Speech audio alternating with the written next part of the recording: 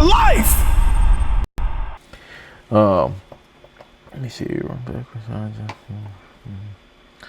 Yeah, nothing. Yeah. I don't want to read the rest of the article, but let's check out some of the presser. It was cool. We'll check out some of Stefanski. All right, let's check out this presser, man. We're gonna see some of Stefanski, Shedeur, and Myles Garrett. Let's see what they talking about, man. Some of the things that you see during the week, but just always want these guys to get one day better.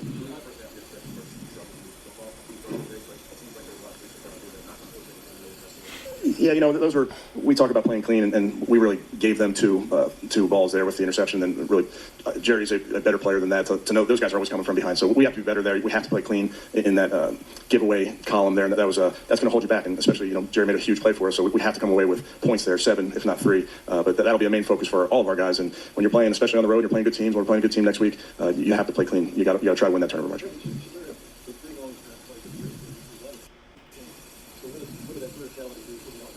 Yeah, obviously, this team did a nice job of loading those boxes, and we have to run efficiently even versus those, Tony, but there were opportunities in the back end, and obviously getting that play off of scramble drill was huge, the one to IB. I mean, that's a great play for us in that moment when we're outmanned to be able to escape and make that throw. And then, the play to Samp, I thought, obviously, great individual effort by Samp, but the blocking on the perimeter was so key, and that was something that we talked about all week, how important on that play and a bunch of those perimeter plays, the blocking was going to be important, I thought. I want to, because nobody's going to say this, and I know I stated it earlier. Yes, the blocking was key. Yes, it was great individual effort by Sampson, but you can't underestimate the art of a perfect pass.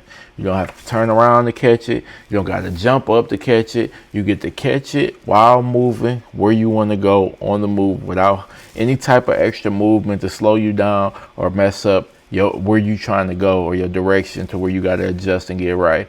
So I know they don't be wanting to say it. There's a reason why when Dylan Gabriel threw those screen passes, eight fucking rows up, it was people was clowning them. Or even when he completed some screen passes and they caught it and had to spin around and then turn around, then try to follow the screen, and people were able to recover. Defense who might have got tricked, able to recover when things like that happen. So never underestimate never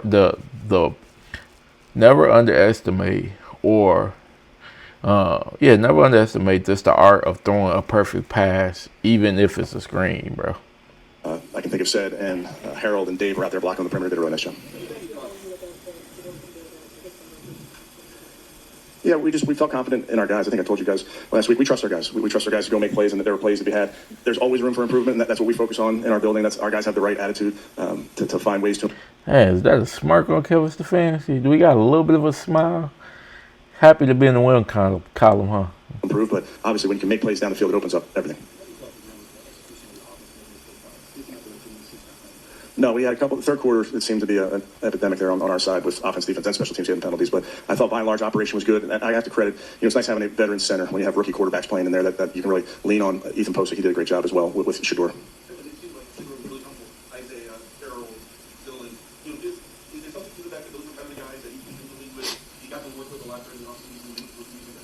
I think potentially, he's had a lot of reps with Gage throughout the spring and summer. Obviously, when you're working Harold, not as much, but Harold and IB on those two plays in particular, those are very trustworthy players. Those are guys that you feel confident as a quarterback that they're going to be where they're supposed to be. I thought Harold was outstanding. His run after catch showed up in this game. Yeah, I'm always going to take my time and do what's best for the football team.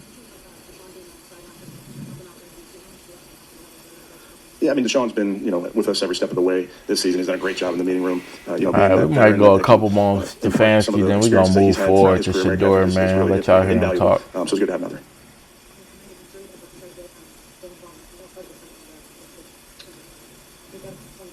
It was. Yeah, we feel really strongly about Dylan Sampson, and we feel really strongly about Q and Jerome, but we feel we're at our best when we're spreading the football around.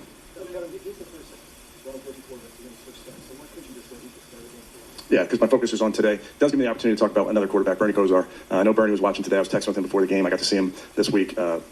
Just amazing to be with him, and I marvel at Bernie's grit. That's how he played the game. That's how he played that position. But I think Bernie was definitely watching his brownies today. Yeah, shout out to Bernie, man. I see he got his liver. Everybody was talking about it. He's getting better. Seems like he's recovering. Everything's going well. Shout out to him.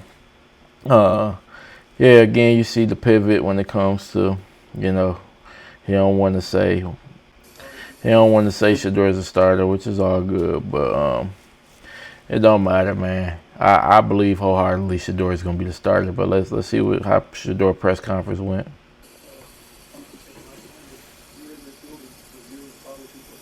Mm-hmm. Yeah. Has it changed? I'm not gonna lie, I felt very relaxed, very relaxed. And half of that comes from preparing, studying, and knowing I got God on my side. So throughout all that, I had no worries. I didn't feel nervous or anything before the game because, you know, like he took all my worries and everything away.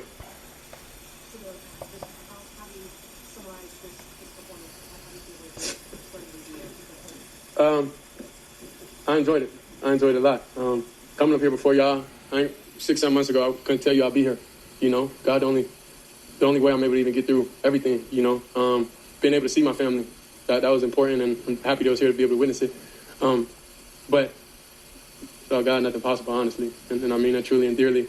And everybody starts different places, and like I say, just because I didn't get the summer reps, you know, just because I wasn't in the best situation, for me to be prepared to go out there and execute, like from a summer standpoint, that's how life is. You know, everybody's not in the best situation, you know, but it's no excuse. You gotta go out there and perform. Like, there's no choice and no question. Nobody cares if this was 1 week of prep. Who cares? You know, so a lot of people want to see me fail, and it ain't gonna happen. You know, Ain't gonna happen, man. Yeah. I learned a lot mentally. I feel like I'm able to understand more. I feel like I'm able to. And the thing was, I was always great at understanding perspectives and stuff because you got to really take a deep dive of how we grew up. Like when we grew up, my dad had us in a 30,000 square foot home. Then after that, he took us to go play ball in the inner city. You know, after that, we transferred and he moved us across town because he wanted us to get that dog in us. You know, to have that mentality, to have that it factor in us. Yeah, I hear that. I didn't grow up. I grew up with a silver spoon in my mouth, but my pop snatched that shit out every once in a while, man. He said, you need that dog in you. I got to take you to the inner city. You got to play with the wolves who's starving. You know, your plate full. They want food off your plate. They want to be the starting quarterback for the Cleveland Browns more than you. Hell, their life depends on it. Their family life might depend on it. And if you don't know what it's like to be in the cave with wolves, man, or in the jungle with lions, whatever. If you don't know what that's like, if you've never been there with people who hungry, man, then you might not be able to relate to a lot of things that's going on. You might not be able to relate to somebody throwing a touchdown and throwing their wrist up. You know, you might not be able to relate to somebody never throwing a pass in the NFL and saying, hey, I'm legendary. I'm legendary. But hell, growing up in the hood, man, in poverty, you know, not necessarily poverty. You know, he was even in the inner city where they went to school, the charter school, was still a little bit touch above from even, you know, where your man's right here grew up. But at the end of the day, when you've been in that jungle with all the lions, the tigers, the bears, man, and everybody fighting for scraps, and you see what they going through, and you ain't even got to sleep there. You know what I mean? You just getting dropped off, see how they living, and then you go back to your penthouse, to your mansion, you know, whatever. Like, it's a different type of mindset. You learn empathy, you learn compassion, but you also learn there ain't nothing given in this world. And that's the best part of Shedeur, man. Like, he got the dog to know I had to earn everything. I had to fight for everything that I got to this day. Deontay Walker, to this day, I had to fight for everything. And then I get here, and y'all try to snatch all my accomplishments away like they didn't mean that, like I'm some fucking spoiled brat child who fucking father paid, you know, is the only reason I'm in the league, and that wasn't never the case. He fought for everything, he earned everything, he flipped around 2 programs, and y'all act like that didn't happen. But at the end of the day, man, 12 gonna show y'all. You know, we're gonna continue to throw our wrist up. He gonna continue to wear that watch, wear that jewels, man, wear them jewels, man. He gonna continue to shine and tell you he the best. He gonna continue to prove that he legendary, man. But I'm gonna let him keep cooking on y'all. So then we went to charter schools, and I don't know if you're familiar with charter schools, and like, you know, it's not the best, but You know, you got a lot of different people from different situations that you got to be able to adapt to. So that's where all those core different things of being able to relate, being able to understand. But now, since I went through everything the past 6 months, it led me to a whole different understanding, you know, and it led me in my own experience with God, with having faith, you know, when nobody else can help you in your situation, you know, but God, you know. So that's why I'm truly thankful and I'm truly happy. And this is the first time I've never had stress, you know. I did the work. I did everything I can in my power I was able to do. So the rest was left up to him. Yeah. Yeah, for sure. I feel like they respect the way I go about my business, you know. And being a backup and everything, sometimes you have to compromise your personality and change the way how you do things, you know, to never. Yeah, I know he talking about the team and media and things like that, but we're going to talk about the Raiders. Hey, do you see how quickly they got up out them blitz packages? They tried that Raven shit. As soon as he hit him over the head with the Isaiah Bond. And, you know, a couple of them plays where he just got out the pocket, got comfortable, and threw a good pass, man. They got out that shit real fast. Real fast. As long as he show understanding and the linemen know who they block and they actually block for him, you know he's the most accurate passer in college football history. Accuracy ain't that. I don't think that's going to change when you come to the NFL. I'm gonna let him keep going. Step on anybody's toes. So the fact that I got an opportunity and I was able to show the organization, show everybody who I really am, then that was truly exciting. So, you know, I was off balance for a little bit, you know, past couple months of my life, but it was different. But I'm thankful, you know, to be back where I am. I would say getting thrown into the Ravens game. I said that's what it is. As soon as we got that last drive, I said, oh yeah, this how they play. Then I was able to get right. It's different when you watch it from the sideline. Like everybody can analyze, everybody can say everything from the sideline. You can watch TV, everything. You can talk on TV, whatever you want to do. But until you get out there and you do it, then it's different. Going out there, you know, with, you know, only practice with $100 and everything, like, that's different. You know, it's a lot of vet quarterbacks, you know, that had their time and everything that were backups and was able to get thrown in the game and be all right. But I don't think that's like that in their rookie year. That's the difference, you know? That's different, and I'm thankful for that experience because that helped me get to where I am today. That helped me go into the game very comfortable, knowing that they got a great defense with the Ravens, knowing the different looks, how they could be confusing to the naked eye. But that's why during the game I'm smiling so much. Because I'm like, oh yeah, if this what it is, I know I'm going to be able to accept that challenge and move forward one day and be able to have success. So that's the mentality I went with going and prepping for this week. We know they got a dog on the D lineman. You know about Max Crosby. You know about that. But, you know, I fear no man. You know, the only thing I fear is God. Oh, no, we definitely had a game plan for him. He's a great player overall. And he let his presence be known. And, you know, going and just reflecting. You know, I'm in the moment right now, so we don't really understand, you know, how everything was. Because when you're in the moment, you can see full view of everything. So I'm thankful for it. Going against them, going against, like, all those great defensive legends over there. You know, it was really amazing. But when you get out there, you just got to not care and just be like, it is what it is, bro. You know what I mean? That's the mentality you have to have. Oh, we got to get him too. We got him.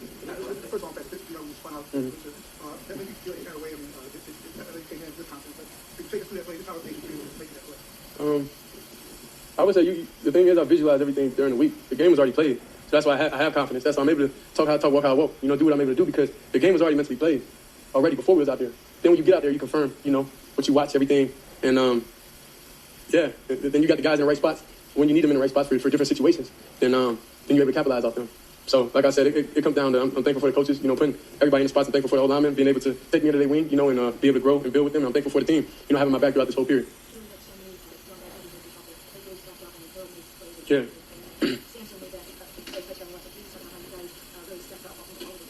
Yeah, all the rookies is extremely special. You know, we go with the term, but I can't say the term out here though. We have a term though, it's called young. You know what I'm saying? but we definitely want to come in and create change, and we have those conversations. We talk, you know, about what we got to do, you know, and be proactive, not reactive. We got to bring the energy sometimes, you know.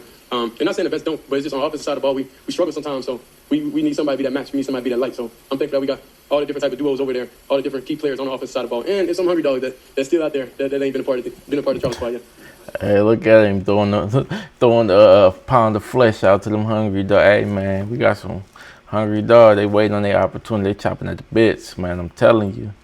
If y'all just let them in. If Gage would have caught that damn touchdown pass on, they might have played 5 or 6 of them hungry dogs in this game. Gage might have fucked it up for everybody. Don't let it keep going though. No, I was 5th round pick. I got skipped by everybody at least 5 times. so it's not. It just comes with the game. You know, it is what it is. But I'm just thankful for where I am now. You know, I don't Everybody have their differences, but I still got an opportunity to play, so why can't I be mad? You know, money different, but thankfully I have a good family. You know, so it is what it is. We're not playing, we're playing for the love of the game. So I'm just thankful to be out here, have the opportunity to be able to go and play. Go out there and play, go out there and start. Like, you don't know how surreal, you know, that feeling is knowing that you have the responsibility of the Browns organization on your shoulders, you know. Having all the fans, you know. Everybody in here arguing with each other online and everything. Everybody have their differences about me, it is what it is, but I'm just thankful I'm here before y'all, you know, today. And hopefully we clear a little stuff up, but we have a long way to go, a long way to grow, and I know it's only one way, and the only way's up. All right, let's get to Miles, man. He killed it. Opportunity you live for. Getting a lead early. Let's get to Miles, man. Look at him. He's singing at the podium.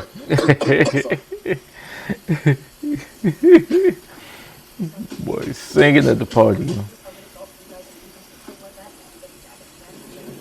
And that's opportunity you live for. Getting a lead early. Being able to, you know, stop the run almost completely, you know, with a guy who's going to be very special here soon. And just making them predictable, you know, being able to just pin your ears back and hunt. You know, we live for moments like that, and I'm so proud of, you know, how they rushed and, you know, it's putting together a historic day for us.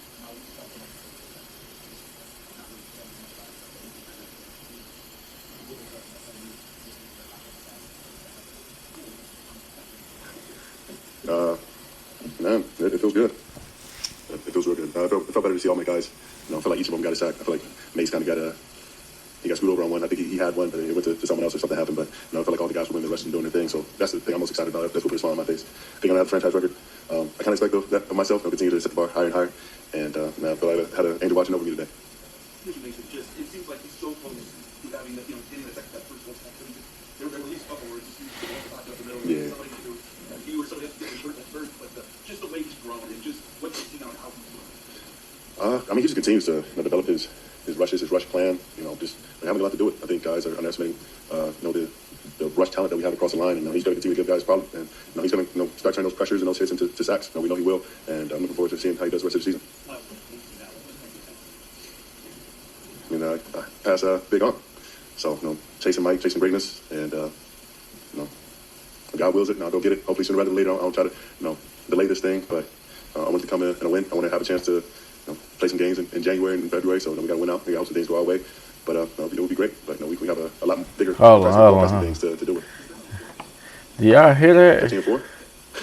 Did y'all hear that? He said we got to win out, and hopefully we can play in January. Myles Garrett, for the first time I've seen all year, do he got playoff aspirations off of one game of watching Shedeur Sanders? Does Myles Garrett have playoff aspirations after one game of Shedeur being the starter? No way you go back to Dylan Gabriel. Look at that motherfucking smile on his face. Look at him. He's a light. He's enlightened. He's elated.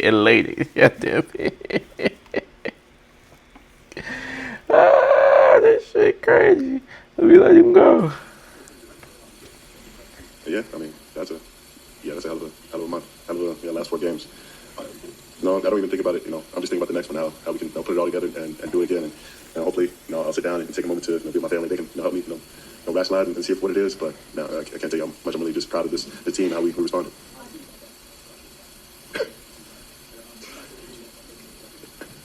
I mean, he put it up, and I'm just like, oh God, who was I even going to? I wasn't even looking down there at CIP, and then I'm just looking, I'm like, oh God, please. And he drops it in the bucket, and he reaches it out. I'm like, please, just don't fumble into the end zone. So he reaches out, but he just, you know, keeps possession. And I'm just like, wow, there's not many guys in the league that can make that. Oh Lord, because that was a good statement he just made. Hey, but he's so traumatized. That nigga said I didn't know where it was even going. Then I seen IB, he caught it. Then he reached out to the end zone. I said, please don't let him fumble into the damn, my nigga Miles is traumatized. He said, don't even try to reach out to the end zone, man. I thought he was gonna fumble. I'm gonna let him finish that because he said something important at the end. There's not many guys in the league that can make that throw. So you hear that? Not many guys in the league that can make that throw. Y'all got y'all quarterback, Cleveland. You know, grow and develop, you know, for making plays like that, and they'll take it from there. I feel like I just had some better opportunities. And I feel like most of the time, guys see me coming and they're, you know, trying to hug that thing. But this time, you know, they had so many, you know, different, you know, threats from across the line, and they were throwing so many different, you know, looks and guys at me. They're like, you know, we don't have to worry about him coming off the edge. You know, I was there to make a couple plays and the ball up.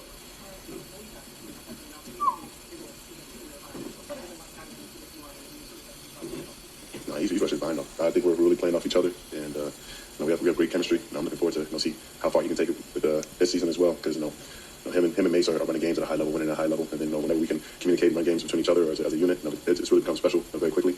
And I'm just happy to see him doing his thing. He's one of the most unique rushers I've had the privilege to be with, with the combination of finesse and power.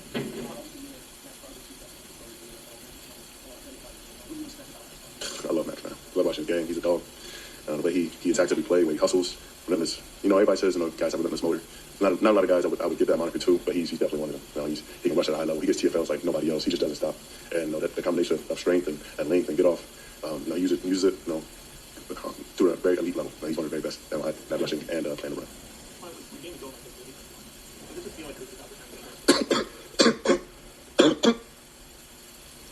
Yeah, when it's going like that, it's like, why not? I had one at the half, and I was like, sure, we're going to get some opportunities. Let's just keep going. Let's see how far we can take it. I think we had like 5 in the first half, and we ended up with 10. And it was like, we're going to, if we knock out this run, keep on taking away, what they want to do on first and second down. Might get Miles one more. We're going to wrap it up. And really, show what we can do in this rush game. So, we got to do what we do, earn the right still, but guys really displayed how good they are with the craft and how hard they've been working.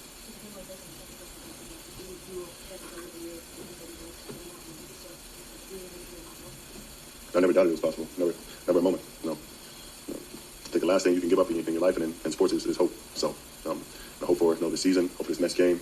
Keep my head held high and focus on what's in front of me. And what's next is the 49ers, I believe. So I'll just keep on working hard, study them, and hope everything works in our favor. But we got to take care of business. All right, we're going to wrap it up there. We're going to wrap it up there, man. Hey, see Myles Garrett, big excited, man. He's excited, man. He got a QB that he's believing can take him to the playoffs this year. That's insane. That's insane. He say, man, we got to win out, and hopefully we can still be playing in January. That is fucking high hopes. High apple pie in the sky hopes. Good boy, Myles. Hey, man. Hey, but when you got 12 on your side, man, when you got the legendary 12 on your side, hell, anything's possible. I would love to see it. I would love to see it. Hey, we got to make all these NFL owners, we got to make all this legacy media, we got to make them feel it. All this Cleveland Brown media, everybody, they got to feel how wrong they was, man. We got to show them at every turn, man. Y'all got your QB of the future. Shedeur Sanders, 12, is legendary, man. He showed y'all. Hey, he has a bright, bright future, man. I'm ecstatic. I'm happy, man. This is a great day. I appreciate all y'all for tuning in, man. 12 in the game. Throw y'all wrist up. I might have to come to Cleveland and see one of those games, man. I'm going to look at them prices. San Fran. Sound like a good one next week, but that might be too soon. Maybe that one versus Tennessee. I think that one in Cleveland, too. But again, man, BDB, NevaLoss, man. Appreciate y'all for tuning in. Y'all have a good one. By the grace of God.